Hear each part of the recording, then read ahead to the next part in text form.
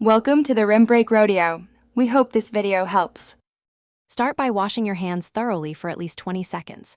Lay out the compressor, tubing, nebulizer cup, mask or mouthpiece, and prescribed medication. Inspect the tubing, mask, and cup carefully for cracks, cloudiness, or leaks that could reduce missed delivery. Verify the medication dose matches the prescription, commonly 5 ml for bronchodilators, and check the expiration date. Confirm the compressor filter looks clean and the power cord is intact. Place the compressor on a stable, level surface near a grounded outlet.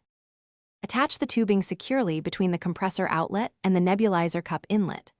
Open the nebulizer cup and pour the exact medication dose, commonly 5 ml, into the chamber carefully. Close the cup tightly and attach the mouthpiece or mask, ensuring a snug seal on all connections. Turn on the compressor and observe for a steady, visible mist for at least 10 seconds before starting. If mist is weak or absent, check connections, replace the filter if dirty, and repeat the test. Position the mask or mouthpiece for comfort and sit upright to ensure good lung expansion, and place the mouthpiece in your mouth or fit the mask comfortably to the face.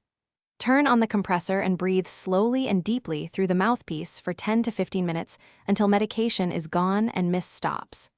If coughing occurs, pause briefly and continue slow breathing once comfortable.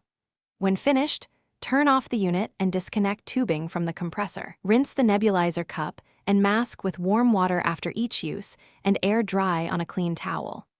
Disinfect weekly using 1 part white vinegar to